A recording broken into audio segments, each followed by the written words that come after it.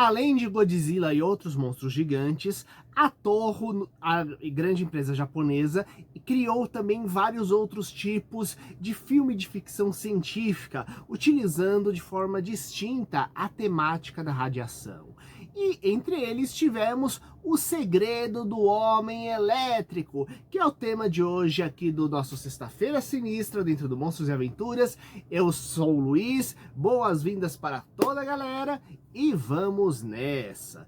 Começando primeiramente que ele sai do filme padrão de monstro, porque o protagonista é uma coisa um pouquinho diferente. Nós estamos falando do Homem Elétrico do título, que na verdade ele é uma espécie de serial killer, que ele tem como marca assassinar as pessoas com a ponta de uma baioneta, pois é, e deixar do lado uma marca que na verdade é uma daquelas medalhas de identificação militar. Então a polícia de um lado está tentando descobrir quem está fazendo isso e ao mesmo tempo os membros de uma gangue que envolvem vários tipos de corrupção e atividades criminosas diferentes, começam a perceber que alguém do passado deles está vivo e com a capacidade de aparecer e desaparecer onde quiser, usando uma tecnologia secreta de teleporte e que funciona bem diferente do que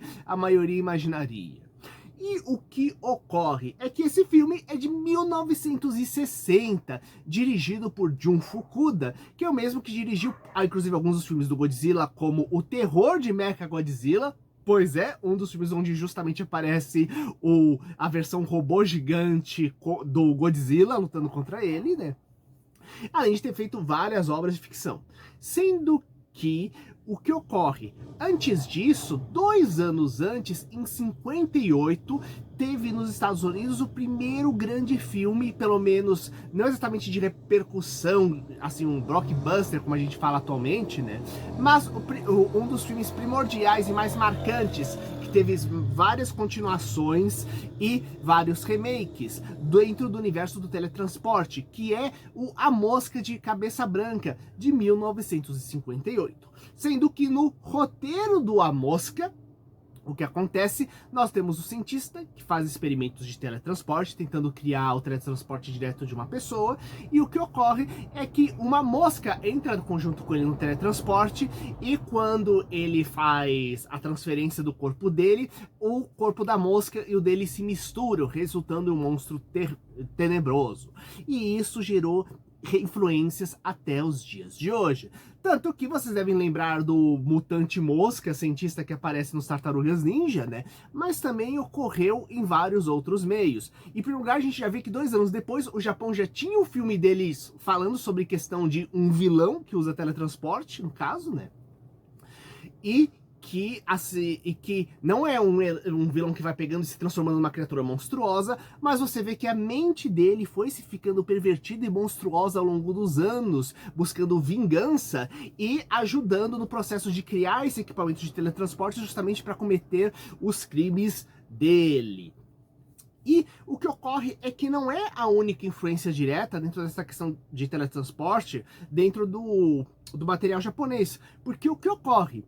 Nós tivemos, nos anos 80, a série, mais precisamente a trilogia de séries de policiais do espaço, que inclusive passou no Brasil, que a primeira dessas séries é Gaban, o detetive espacial, que inclusive tem uma homenagenzinha dele em Power Rangers nos últimos anos, para vocês terem ideia.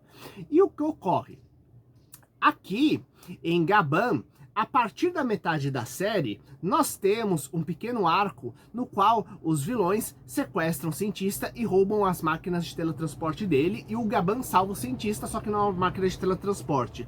E a gente descobre que o objetivo não é transportar as pessoas à distância usando essa máquina, mas na verdade o objetivo real dos vilões é pegar as máquinas que têm 2 pontos e fazer como no filme justamente A Mosca, misturando monstros, de forma a criar monstros mais poderosos. Então eles pegam um guerreiro, até a metade da série normalmente são mercenários, guerreiros espaciais que eles contratam para pegar e derrotar o Gaban, só que eles acabam sendo derrotados a maioria. Só que aqui eles começam a pegar inclusive funcionários internos, ou vários tipos de guerreiros, monstros espaciais que eles capturaram, e misturar entre eles para criar super monstros guerreiros para poder pegar e destruir o Gaban. Então dá uma olhada nisso. Lembrando que o Gaban, ao ser primeiro da linha dos policiais do espaço, também o que acontece? Ele vira também aquele que fez tanto sucesso que acabou virando uma trilogia de séries. Só que quando essa trilogia de séries foi concluída, ela ainda tinha algum certo grau de sucesso, e a fim de manter ela, a mesma equipe fez uma outra série espacial, só que dessa vez o Jaspion. Então sim, nós temos uma conexão indireta entre o filme A Mosca de 1958 e Jaspion. E por incrível que pareça, né, não deixa de ser um intermediário no meio, né, um pouco o filme de 1960, né, que é justamente O Segredo do Homem Elétrico. E o que acontece é que esse filme também, ele não é uma coisa sozinha. Ele faz parte daquilo que a gente pode chamar de trilogia, diga-se de passagem, que foi feita justamente sobre homens mutantes, diretamente pela Toho. O primeiro, feito alguns anos antes, foi justamente o Monstro da Bomba H. E o que ocorre é que os 3 filmes acabaram saindo pela Versátil, inclusive esse é o box no qual saiu o do Homem Elétrico, né? E o que acontece? No caso do Monstro da Bomba H, nós temos também novamente a polícia perseguindo um assassino e um grupo de criminosos tentando descobrir quem está matando os membros das gangues deles, né? Só que o que acontece é que aí, no filme do Monstro da Bomba H, nós temos, na verdade, a ideia de um experimento radioativo que não deu certo, acabou afetando pessoas que estavam passando próximas sem saber, e essas pessoas, elas acabaram se tornando criaturas gosmentas. Então eles nunca são capturados, né? Porque se tornaram-se meio que gosmas irracionais, que onde eles tocam, eles pegam e transformam a pessoa também numa gosma radioativa irracional, e vai aumentando cada vez o número desses homens de gosma. Já no Homem Elétrico, que ele foi feito ao mesmo tempo que outro filme, que também pela Toho, quase, que é o Homem Vapor. Então o Homem Vapor e o Homem Elétrico são quase filmes gêmeos, entre aspas, onde em ambos temos pessoas racionais, só que o que acontece? Em o Homem Vapor, que eu aconselho muito vocês pegarem e assistirem também, assim como o Monstro da Bomba H, é uma trilogia ótima, e os 3 pegam justamente, misturam, é uma coisa que era até... Eu vejo que tem uma certa frequência na época de você misturar filme de monstro com filme de gangster e dar um toquezinho de terror no fundo, onde o que temos? Em O Homem Vapor, nós temos alguém justamente capaz de aparecer e desaparecer, só que para cometer grandes roubos. E o que acontece é que justamente esse Homem Vapor, também conhecido como o vapor humano, ele tem justamente a capacidade de pegar e se transformar realmente numa nuvem de fumaça radiativa para fugir de qualquer canto. Então ele tá cometendo uns mega assaltos para fazer fortuna, né, e ajudar uma pessoa que ele gosta. E o que ocorre é que a gente descobre na história que o Homem Vapor, ele é assim porque ele foi vítima de um experimento no qual ele não sabia que estava sendo usado para isso, mas um experimento japonês de criar uma super arma, e o que acontece é que ele acabou ganhando esses poderes e meio perdendo parte do controle do corpo dele, né? Então, por causa disso, ele resolve pegar e se vingar contra a humanidade, virando um mega ladrão. A história é um pouquinho mais elaborada, né? E é interessante que a gente pega, e tem uma coisa que a gente vê também no Homem Elétrico, onde a gente não tem simplesmente a polícia indo atrás, a gente tem a imprensa e a polícia com visões distintas, caçando e algumas vezes se degradando no processo, quem é realmente o mega criminoso. E o que ocorre é que justamente um segredo do Homem Elétrico, novamente, nós temos uma polícia tentando pegar, descobrir quem é o cara que é justamente esse serial killer, e é engraçado como os filmes realmente de serial killer mais elaborados, como a gente conhece, né? Eles começam a aparecer com os diálogos dos anos 70 na Itália, e posteriormente a gente acaba em toda a leva dos filmes slasher no final dos anos 70, indo para os anos 80 e 90, né? Então não deixa de ser uma espécie de proto-slasher, entre aspas, né? Um precursor, onde a gente tem justamente um assassino que tem todo um modus operandi estranho e ao mesmo tempo tem poderes bizarros que beiram a normalidade, né? E é interessante como a gente tem tanto a polícia tentando descobrir quem é o cara, ao mesmo tempo que ele vai investigando os assassinos, descobre que eles têm uma certa correlação, os assassinatos, descobre que eles têm uma vida sombria por trás que ninguém conhecia e de onde eles tiraram tanto dinheiro para fazerem essas fortunas e se meterem nos meios ilegais, sabe? Então tem todo um histórico de como eles começaram a carreira criminosa deles e justamente o cara querendo se vingar porque ele está associado diretamente com isso, né? E ao mesmo tempo temos o conceito de uma máquina criada como uma super arma japonesa não utilizada na Segunda Guerra Mundial, né? E que acaba a gente também refletindo até onde o conceito de o Japão, os Estados Unidos fez uma mega arma que causou uma devastação do Japão, mas até onde tentar simplesmente criar uma arma igual, ou melhor, uma arma de tanto impacto com isso, pode pegar e causar consequências ainda de mais devastadoras, criando um ciclo contínuo de destruição. Isso acaba sendo refletido inclusive nos outros dois filmes, como eu comentei. E ao mesmo tempo, né, e isso é reforçado pelo fato de que o protagonista está em busca de vingança.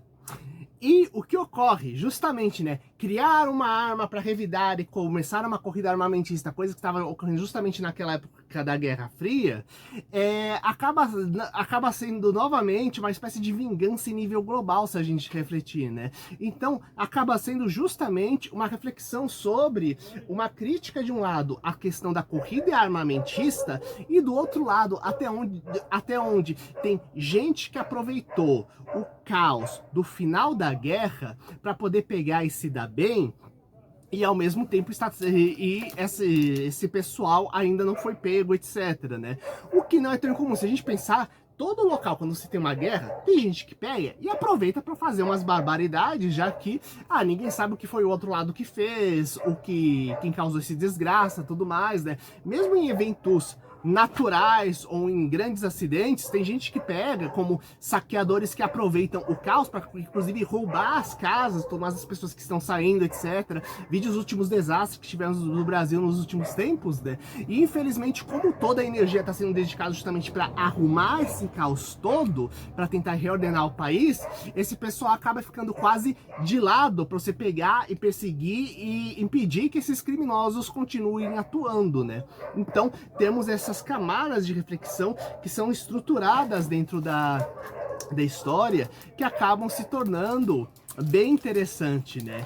E é bem legal, né? Que normalmente a gente tá acostumado com filmes de super-herói, né? E aqui não deixa de ser uma espécie de filme de super vilão, diga-se de passagem, né? Afinal, alguém que pega, ganha superpoderes e começa a pegar e interagir diretamente com os outros, né? Mas o mais interessante é como eles criam a explicação científica do teletransporte. Lembrando que a gente tem um monte de coisa falando sobre física quântica nos últimos tempos, sobre buracos de minhoca, distorções dimensionais, etc. Só que muita coisa é recente. Muitas dessas discussões ainda só estavam começando a aparecer. A gente tem que lembrar que o átomo estava acabando de ser dominado com a questão da energia nuclear. Fazia pouco tempo que você tinha descoberto as propriedades do raio-x no começo do século XX, que ajudava as pessoas, e ao mesmo tempo foi descoberto que causava também lesões horríveis, né? Então a gente estava descobrindo as propriedades da radiação e de várias forças a nível atômico, né? Então aqui, para tentar dar uma justificativa do sistema da máquina do teletransporte, temos toda uma questão envolvendo a ideia de que foi pesquisado pessoas que tinham poderes psíquicos e a máquina seria capaz, na verdade, de replicar esses poderes psíquicos naturais das pessoas, que não seriam coisa sobrenatural, mas simplesmente uma coisa da física, da biologia, que para ser estudado, sabe? O que é bem legal porque não falta filme japonês sobre poderes psíquicos, e quem como eu assistiu muitos seriados japoneses lá dos anos 90 que vieram pro Brasil, ou mesmo mais recentes que a gente pegou, e agora a gente tem muito seriado dos Kamen Riders que estão disponíveis na Amazon, vários filmes e doramas que temos atualmente disponíveis vindo em vários streamings, né? Essa ideia de paranormalidade, ela é uma coisa até que frequente, diga-se de passagem, com uma visão bem distinta da coisa meio mediúnica que a gente pega e tem no Ocidente, né? então tem uma visão própria, né? E é legal como a gente vê um pouquinho de como trabalhar de forma distinta na ficção científica essa paranormalidade. Quem quiser, inclusive, ver um comparativo, nós tivemos depois dos anos 80 o filme Scanner, Somente Pode Destruir, um filme canadense feito pelo Cronenberg, onde temos justamente a ideia de uma guerra entre pessoas com poderes psíquicos, que adota também essa ideia de ficção científica justamente com poderes da mente, só que numa linha totalmente distinta, né? E que aconselho para quem gosta de um filme, gostaria de ver como seria um filme dos X-Men, só que mais sério e com bastante gore, diga-se de passagem. Aqui não, aqui realmente é um filme muito mais de suspense policial, onde a gente vai pouco a pouco acompanhando com a polícia, descobrindo em que momento eles vão conseguir interromper o cara e como eles vão conseguir parar um cara que consegue pegar e se transportar de um lado pro outro, né? Então, ver como a máquina funciona, onde ela tá, etc., é um dos grandes mistérios que aparece no filme, já que vão descobrir quem vai ser o próximo criminoso, descobrir onde vai estar o cara, descobrir qual o covil secreto, né? E ao mesmo tempo a gente acompanha em paralelo toda a saga de vingança, justamente desse qual protagonista, diga-se de passagem, que acaba sendo justamente o cara que tem o poder do Homem Elétrico, né? E por que esse nome é Homem Elétrico? Justamente porque você tem todo um equipamento que usa a questão da capacidade elétrica de pegar e se manifestar. E é interessante que quando ele aparece teleportado, ele não aparece de forma normal. Eles fizeram um efeito que é como se o corpo dele todo aparecesse como se fosse uma imagem com TV de tubo de problemas, né? Então você vê uns chiados na imagem, umas oscilações, uns tons de preto e branco, como se fosse realmente uma TV mal sintonizada, que aparece justamente a imagem do corpo dele, mesmo sendo sólido o suficiente para ele poder pegar e interagir com o ambiente. Então acaba sendo legalzinho nesse aspecto também, né? Então, vira um filme que ele acaba misturando um toque de ficção científica, um toque de terror,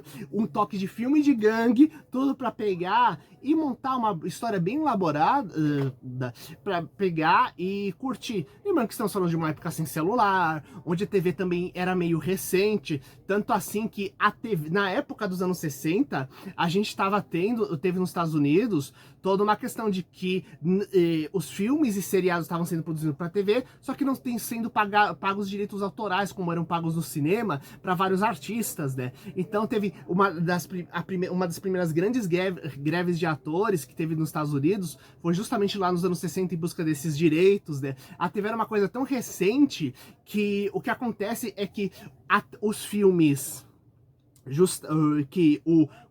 o que acontece é que o colorido foi criado nos anos 50 e posteriormente o widescreen, justamente para você pegar e ter no cinema diferenciais porque você não tivesse na TV normal. Só que esses efeitos, tanto que o filme é colorido, né, eles posteriormente conseguiram copiar essa tecnologia para pegar e ter na televisão também, não copiar, mas criar tecnologias similares para televisão, né? E também interessante, onde justamente num período onde a TV estava se tornando um grande meio de comunicação no lugar do rádio, estava em processo com disputa no cinema, tanto que o cinema como a gente conhece, ele quebraria lá nos anos 60 e 70, só se recuperando com os grandes blockbusters, Hollywood só se recuperaria com os grandes blockbusters nos anos 70, lembrando que isso que eu tô falando de quebra de filme e estrutura, é tudo relativo ao cinema norte-americano, já que cada país teve sua cultura própria do cinema, o que é bem interessante. Então, novamente, mais um motivo para poder pegar e assistir justamente um filme dos anos 60 de ficção científica que acaba trabalhando em parte com o tema da televisão